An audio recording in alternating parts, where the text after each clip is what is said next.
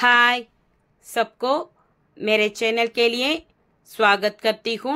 இன்னைக்கு நாம பிரவேசிக்கால தமிழ் நியூ சிலபஸ்ல எக்ஸாம்க்கு வரப்போற இம்பார்ட்டன்ட் கொஸ்டின் அண்ட் ஆன்சர் தான் பார்க்க போறோம். என் சேனலை சப்ஸ்கிரைப் பண்ணாதவங்க சப்ஸ்கிரைப் பண்ணி வச்சுக்கோங்க. பக்கத்தில் இருக்கிற பெல் ஐக்கானையும் கிளிக் பண்ணி வச்சுக்கோங்க. அப்பதான் நான் போடுற எல்லா கொஸ்டினும் உங்களுக்கு உடனுக்குடன் கிடைக்கும்.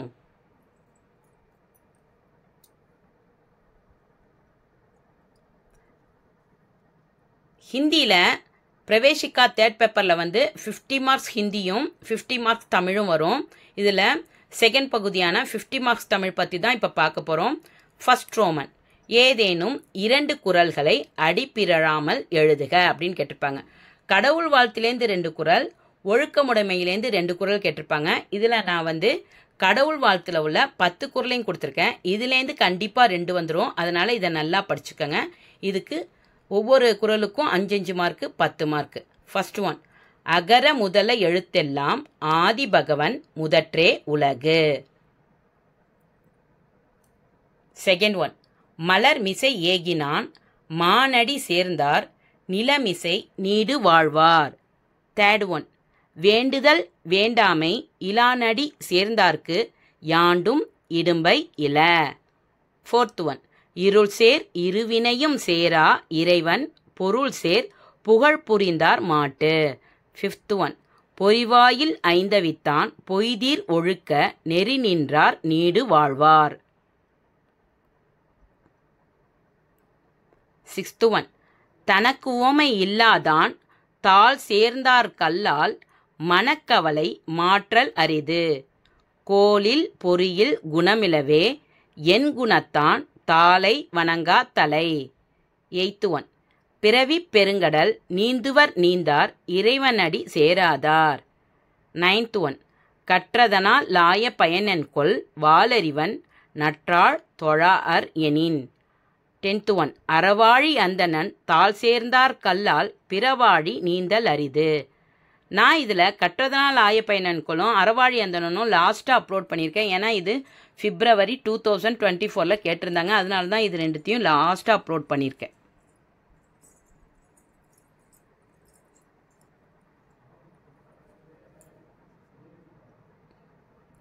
இப்போ செகண்ட் ரோமன் பார்க்கலாம். ஏதேனும் 3 வினாக்களுக்கு ஒரு பக்கத்திற்கு மிகாமல் விடை எழுதுக அப்படின்னு கேட்டிருப்பாங்க. இதில் 6 கொஸ்டின் கேட்டிருப்பாங்க. 3 கொஸ்டின் தான் அட்டென்ட் பண்ணணும். 3 × 5 = 15 மார்க்ஸ். இப்போ ஃபர்ஸ்ட் கொஸ்டின் பார்க்கலாம். புறநானூறு குறிப்பு வரைக. புறநானூறு சங்கத்தமிழ் நூலாகும். இது 8 தொகை நூல்களுள் ஒன்றாகும்.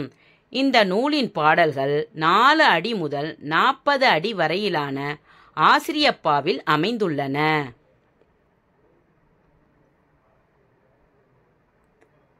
இந்நூலில் பாடல்கள் அக்காலத்தில் ஆண்ட அரசர்கள் பற்றியும் மக்களின் சமூக வாழ்க்கை பற்றியும் எடுத்துரைக்கின்றன. போர்த்திறன், வள்ளல் தன்மை, மகளிர் மாண்பு, சான்றோர்களின் இயல்பு ஆகியவற்றை எடுத்துச் சொல்கின்றன. இந்நூலில் ஏராளமான வரலாற்று குறிப்புகள் உள்ளன. ஒவ்வொரு பாடலும் திணையும் துறையும் பெற்றுள்ளது.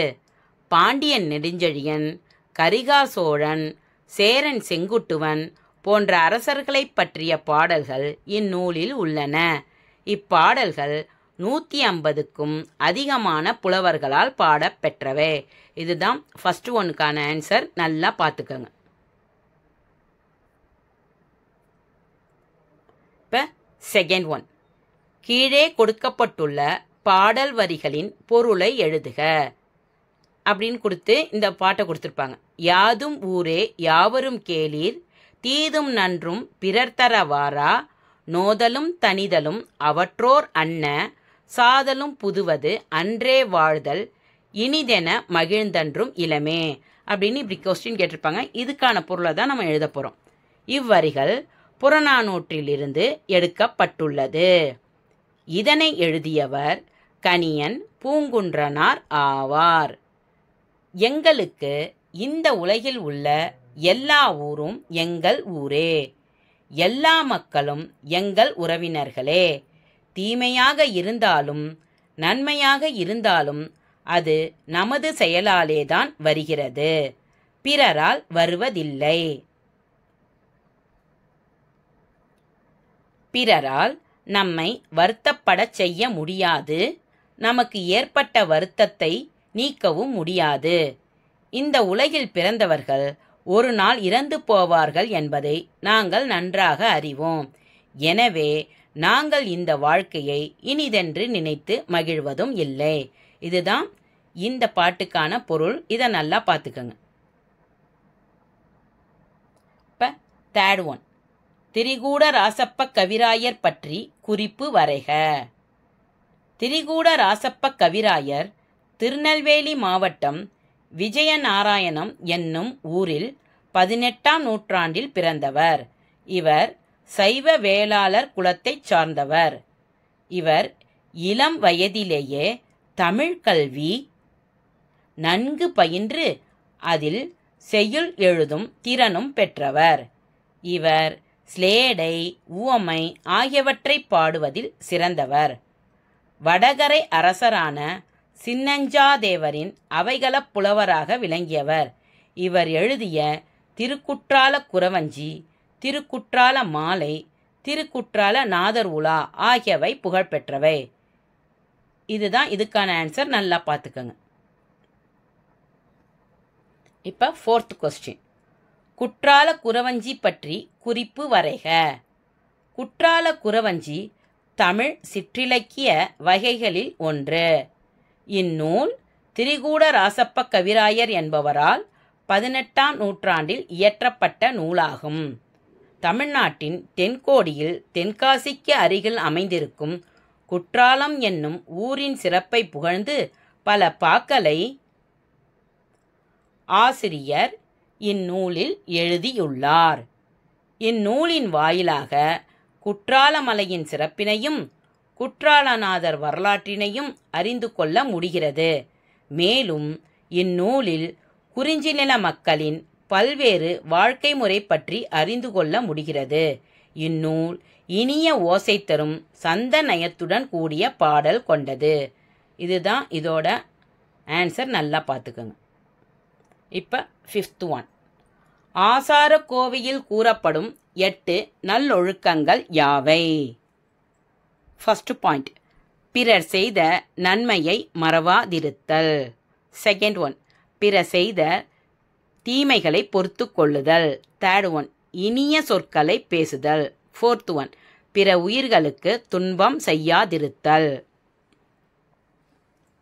5th ஒன், குற்றமற்ற கல்வியை பெறுதல், எல்லோரையும் சமமாக பேணுதல், அறிவுடையோராக இருத்தல். லாஸ்ட் பாயிண்ட் நல்ல ஒழுக்கமுடையோருடன் நட்பு கொள்ளுதல். இதுதான் ஆசாரக்கோவை கூறும் 8 நல்லொழுக்கங்கள். நல்லா பார்த்துக்கோங்க. 6th ஒன், திருநாவுக்கரசர் பற்றி குறிப்பு வரைக. திருநாவுக்கரசர் 7ஆம் நூற்றாண்டின் தொடக்கத்தில் தமிழகத்தில் சிவன் கோயில்களில் உழவார பணியை அறிமுகப்படுத்தியவர். இவர் 63 நாயன்மார்களுள் ஒருவர். இவரை திருஞான சம்பந்தர் என்றும் அப்பர் என்றும் நாவுக்கரசர் என்றும் அழைப்பர்.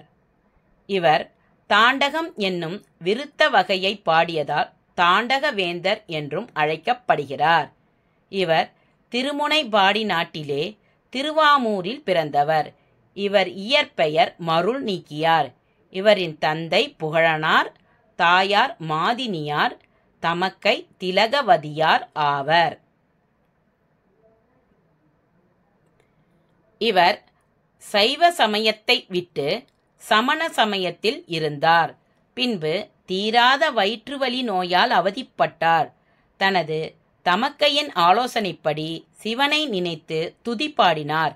இப்பாடலால் அவரது நோய் தீர்ந்தது. அதன் பிறகு சைவ சமயத்தில் சேர்ந்து திருநாவுக்கரசர் என்று அழைக்கப்பட்டார். இதுதான் திருநாவுக்கரசரோட குறிப்பு. நல்லா பார்த்துக்கோங்க. இப்போ 7th ஒன், பாரதியார் பற்றி குறிப்பு வரைக. பாரதியாரின் இயற்பெயர் சுப்பிரமணியம். தந்தை சின்னசாமி ஐயர், தாயார் லக்குமி அம்மாள் ஆவர். இவர் 1882ஆம் ஆண்டு தூத்துக்குடி மாவட்டம் எட்டயபுரத்தில் பிறந்தார். ஆங்கிலேயர்கள் நம்மை அடிமைப்படுத்தி இருந்தபோது கவிதைகள் பாடி சுதந்திர தாகத்தை ஏற்படுத்தியவர் பாரதியார். இவர் சிறு வயதிலேயே கவிதைகள் எழுத ஆரம்பித்து விட்டார். இவருடைய கவி புலமையைக் கண்ட எட்டயபுர மன்னர் இவருக்கு பாரதி என்னும் பெயர் சூட்டினார். பாரதி என்பதன் பொருள் கலைமகள் என்பதாகும். பாரதிக்கு மகாகவி என பட்டம் கொடுத்தவர் வ. ராமசாமி ஐயங்கார். இந்தியா பத்திரிகை மூலம் மக்களிடையே விடுதலை உணர்வை தூண்டும் வகையில் பல கட்டுரைகளும் கவிதைகளும் எழுதினார். தேசத்தின் ஒற்றுமைக்கு பாடுபட்டதால் இவர் தேசிய கவி என்றும் அழைக்கப்பட்டார். பாரதி பாடிய குயில் பாட்டு, கண்ணன் பாட்டு, பாஞ்சாலி சபதம் மிகவும் புகழ்பெற்றவை. இதுதான் இதுக்குரிய ஆன்சர். இந்த 7 கொஸ்டினையும் நல்லா பார்த்துக்கோங்க. இதுலேருந்து கண்டிப்பாக 3 கொஸ்டின் வந்துடும். இப்போ தேர்ட் ரோமன் பார்க்கலாம். ஏதேனும் 2க்கு இடம் சுட்டி பொருள் விளக்கம் தருக. இதில் 4 கொஸ்டின் கொடுத்துருப்பாங்க. ஏதாவது 2 கொஸ்டின் தான் அட்டன் பண்ணும். 2 × 5 = 10 மார்க்ஸ். இப்போ ஃபர்ஸ்ட் கொஸ்டின் பார்க்கலாம். தெய்வமே எனக்கு இவ்விதமான வாழ்க்கை தரலாகாதா? இடம். இந்த வரிகள் சிட்டுக்குருவி என்னும் பாடத்திலிருந்து எடுக்கப்பட்டுள்ளது. இதன் ஆசிரியர் மகாகவி சுப்பிரமணிய பாரதியார் ஆவார். பொருள் விளக்கம். சிட்டுக்குருவிக்கு பேசத் தெரியும், ஆனால் பொய் சொல்லத் தெரியாது. சிட்டுக்குருவிக்கு வீடு உண்டு, ஆனால் வரி கட்டத் தேவையில்லை. சுதந்திரம் என்ற சொல்லுக்கு அடையாளமாக சிட்டுக்குருவியின் வாழ்க்கை அமைந்துள்ளது. வெயில், மழை போன்றவைகளையும் இன்பமாக கருதும் குருவியை போன்ற மனித வாழ்க்கை வேண்டும் என்று பாரதியார் இறைவனை வேண்டுகின்றார். இதுதான் இதோட பொருள் விளக்கம். நல்லா பார்த்துக்கங்க. இப்போ செகண்ட் ஒன். விடு விடு விடு, தொழிலை விடாதே, உணவை விடாதே, பேட்டை விடாதே, கூட்டை விடாதே, குஞ்சை விடாதே, உள்ளக்கட்டை அவிழ்த்துவிடு, வீண் யோசனையை விடு, துன்பத்தை விடு. இதோட இடம் சுட்டி பொருள் விளக்கம் பார்க்கலாம். இடம். இந்த வரிகள் சிட்டுக்குருவி பாடத்திலிருந்து எடுக்கப்பட்டுள்ளது. இதன் ஆசிரியர் சுப்பிரமணிய பாரதியார் ஆவார். பொருள் விளக்கம்.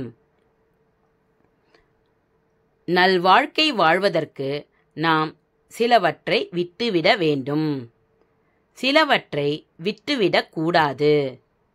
தொழில், உணவு, மேடு, காடு, மனைவி, குழந்தைகள்,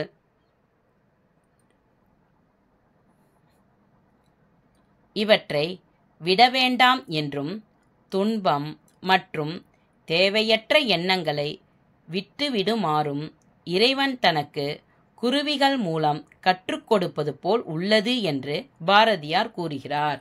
இதுதான் செகண்ட் கொஸ்டினோட இடம் சுட்டி பொருள் விளக்கம். நல்லா பார்த்துக்கங்க. இப்போ தேர்ட் ஒன். இறைவனாவது இறந்து போவதாவது என்று கேட்க வேண்டும் போல் இருக்கிறதல்லவா? இதோட இடம் சுட்டி பொருள் விளக்கம் பார்க்கலாம். இடம். இந்த வரிகள் வந்து பிறந்த கதை என்ற பாடத்திலிருந்து எடுக்கப்பட்டுள்ளது. இதன் ஆசிரியர் எஸ். நவராஜ் செல்லையா ஆவார். பொருள் விளக்கம். எகிப்தில் வசந்த காலம் வந்ததும் மக்கள் வசந்த விழா கொண்டாடுவார்கள். இறந்து போன இறைவன் மீண்டும் உயிர்த்தெழுகின்றான் என்ற நம்பிக்கையில் கொண்டாடும் விழா இது. எங்கும் நிறைந்தவன் இறைவன். அப்படிப்பட்ட இறைவனாவது இறந்து போவதாவது என்று கேட்க வேண்டும் போல் இருக்கிறதல்லவா? இதுதான் இதோட பொருள் விளக்கம். நல்லா பார்த்துக்கங்க.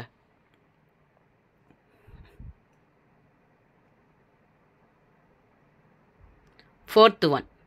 வேடிக்கை பார்க்கும் மக்களுக்கே இத்தனை வேகமும் வெறியும் இருந்தது என்றால் விளையாடும் வீரர்களுக்கு உவப்பும் உற்சாகமும் எப்படி இருந்திருக்க வேண்டும். இப்போ இதோட இடம் சுட்டி பொருள் விளக்கம் பார்க்கலாம். இந்த வரிகள் பந்து பிறந்த கதை என்ற பாடத்திலிருந்து எடுக்கப்பட்டுள்ளது. இதன் ஆசிரியர் எஸ். நவராஜ் செல்லையா ஆவார்.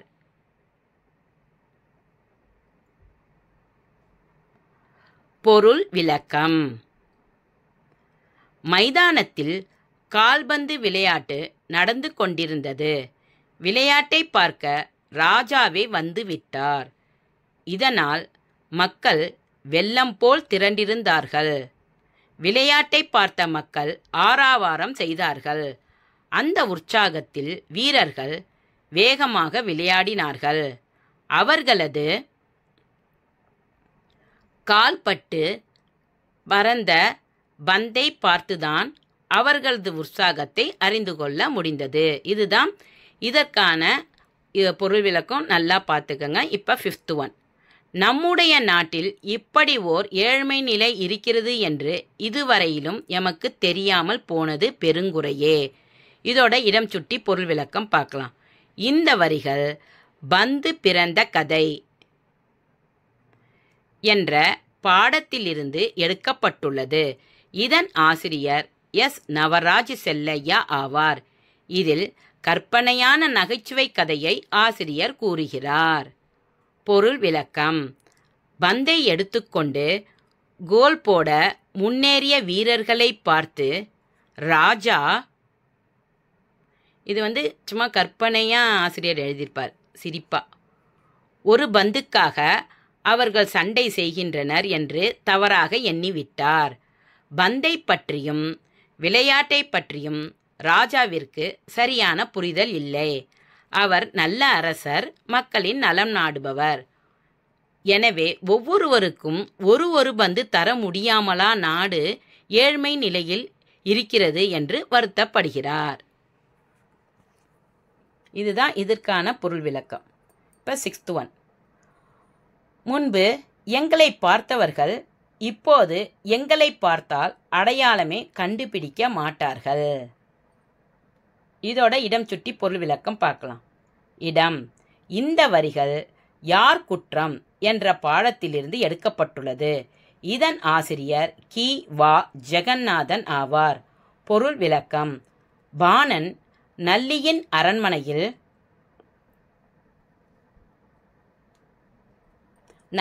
அரண்மனையில் தங்கியிருந்தான். பாணன் மற்றும் அவனுடன் வந்திருந்தவர்கள் மனம் விரும்பியவாறு இனிய உணவை உண்டு மகிழ்ந்தார்கள். மேலும் அதிகாரிகள் கொடுத்த புதிய ஆடைகளை உடுத்தி உடம்பும் பொலிவு பெற்று இருந்தனர். நல்லி திரும்பி வந்து பாணனிடம் உபசரிப்பு குறித்து விசாரித்தபோது தங்கள் மகிழ்ச்சியை இவ்வரிகள் மூலம் பாணன் வெளிப்படுத்தினான். இதுதான் இதோட பொருள் விளக்கம். நல்லா பார்த்துக்கங்க. 7th one. அவன் எய்த அம்பொன்று யானையை வீழ்த்தி புலியை ஊடுருவி மானை கொன்று பன்றியை சிதைத்து உடம்பில் தைத்து நின்றதாம். என்னே அவனது வில்லாற்றல். இதோட இடம் சுட்டி பொருள் விளக்கம் பார்க்கலாம். இடம். இந்த வரிகள் கொல்லிமலை காட்சிகள் என்ற பாடத்திலிருந்து எடுக்கப்பட்டுள்ளது. இதன் ஆசிரியர் கவிஞர் மு. சோமசுந்தரர் ஆவார்.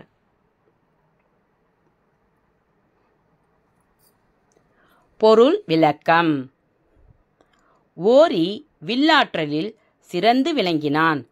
அவன் எய்த அம்பொன்று யானையை வீழ்த்தி புலியை ஊடுருவி மானை கொன்று பன்றியை சிதைத்து உடம்பில் தைத்து நின்றதாம்.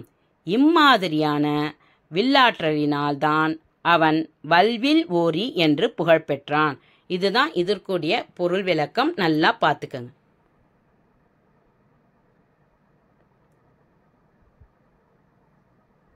இப்போ லாஸ்ட் ரோமன் 4th ரோமன் பார்க்கலாம்.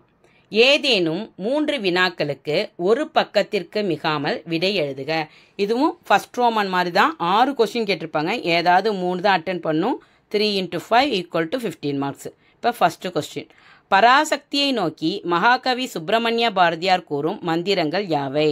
நான் விடுதலை பெறுவேன். இந்த அடிமைத்தனம் நிலையானது அல்ல. என் கட்டுக்கள் அறுபடும். நான் விடுதலை பெறுவேன். அப்போது நான் விரும்பும்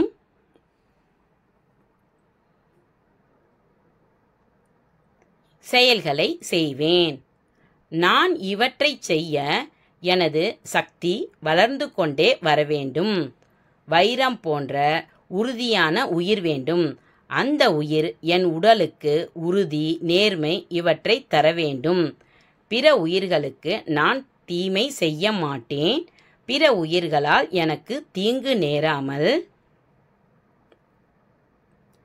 பராசக்தி உன்னுடைய அருளால் நான் விடுதலை பெற்று இந்த உலகத்தில் வாழ வேண்டும் என்று பாரதியார் தன் விருப்பங்களையும் வேண்டுதல்களையும் மந்திரங்களாக பராசக்தியிடம் கூறுகின்றார்.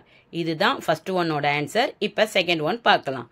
பந்து பிறப்பிற்கு எகிப்தில் வழங்கப்படும் கதை யாது? எகிப்து நாட்டில் தீமையை காப்பாற்றும்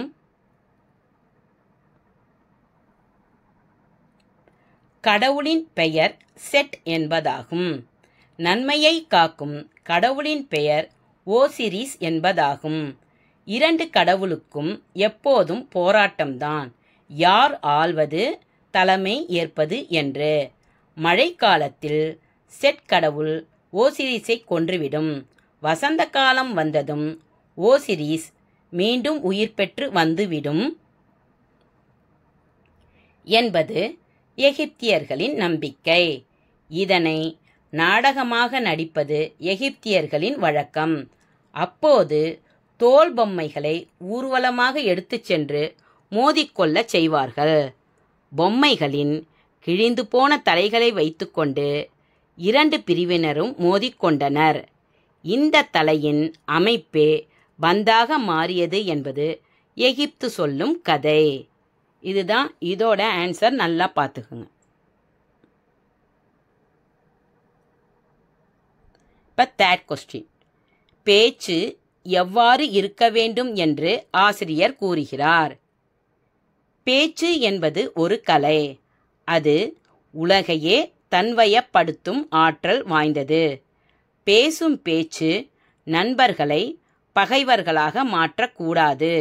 அதுபோல் கல்லாதவர்களையும் கற்றவர்களையும் கவரும் பேச்சாக இருக்க வேண்டும்.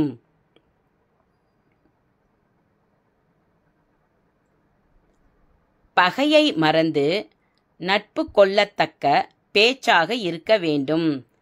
கேளாதவரையும் மயக்கும் பேச்சாக இருக்க வேண்டும். இதுதான் இதுக்கான ஆன்சர். இப்போ ஃபோர்த் ஒன் பார்க்கலாம். அவையறிந்து பேசுதல் பற்றி சிறு குறிப்பு வரைக. பேசும்போது அவையிலே உள்ளவர்களுடைய கல்வி, ஒழுக்கம், வயது முதலியவற்றை அறிந்து அதற்கேற்றாற்போல் பேச வேண்டும். அவையில் இருப்பவர்கள் இளைஞர்களா, முதியவர்களா, கற்றவரா, மற்றவரா என்று ஆராய்ந்து அவர்களுக்கு புரியுமாறு பேச வேண்டும். கற்றுத் தேர்ந்தவர்கள் அமர்ந்திருக்கும் அவையில் எளிய நடையில் பேசக்கூடாது. இதுதான் அவையறிந்து பேசுவதாகும். இதை நல்லா பார்த்துக்கங்க. இப்போ ஃபிஃப்த் கொஸ்டின். கொல்லிமலை எங்கு அமைந்துள்ளது? கடையேழு வள்ளல்களில் ஒருவன் ஓரி. அவனுக்கு உரியது கொல்லிமலை. அது சேலம் மாவட்டத்தில் தன்னிகரற்று விளங்குகிறது. திருச்சியிலிருந்து 80 கல் தொலைவில் நாமக்கல் என்னும் ஊர் உள்ளது. அங்கிருந்து 10 கல் தொலைவில் சேந்தமங்கலம் என்னும் ஊர் இருக்கிறது. சேந்தமங்கலத்திலிருந்து கொல்லிமலை உச்சிக்கு பேருந்து நேரடியாக சென்று வருகிறது. கொல்லிமலை ஏறத்தாழ 4000 அடி உயரம் உள்ளது. இதுதான் கொல்லிமலை பற்றிய குறிப்பு. இப்போ 6th ஒன். கொல்லிமலையில் வாழும் மக்களின் வாழ்க்கை முறையை பற்றி எழுதுக. மலைசாதி மக்கள் வேட்டையாடுதலை முக்கிய தொழிலாக கொண்டுள்ளனர்.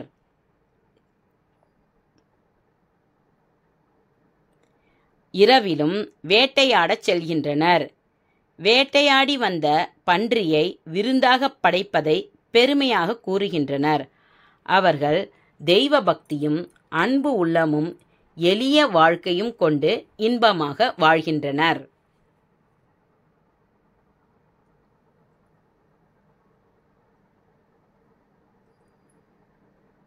இப்போ 7th ஒன்.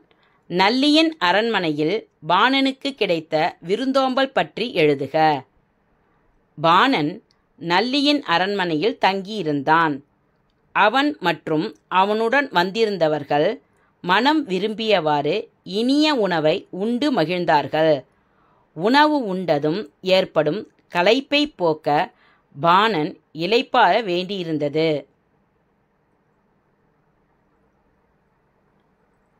இளைப்பாறி எழுவதற்குள் மறுபடியும் ஒரு சிற்றுண்டி தரப்பட்டது. அதிகாரிகள் பாணனுக்கும் அவருடன் வந்தவர்களுக்கும் புதிய ஆடைகள் அளித்தார்கள். பாணர்கள் புதிய ஆடைகளை உடுத்தி உடம்பு பொலிவு பெற்று நல்லியின் அரண்மனையில் தங்கி இருந்தார்கள். இதுதான் இதோட ஆன்சர். நல்லா பார்த்துக்கங்க. நான் இங்கே செலக்டிவான கொஸ்டின்ஸ் தான் கொடுத்துருக்கேன். இது எல்லாத்தையும் நல்லா படிச்சுக்கோங்க. ரொம்ப ஈஸியாக தான் இருக்கும். எக்ஸாமுக்கு வர சான்ஸ் இருக்குது. இது உங்களுக்கு புரிஞ்சிருக்கும்னு நினைக்கிறேன். பிடிச்சிருந்தா லைக் பண்ணவும் ஷேர் பண்ணவும் மறக்காதீங்க. நல்லா படிச்சுக்கங்க.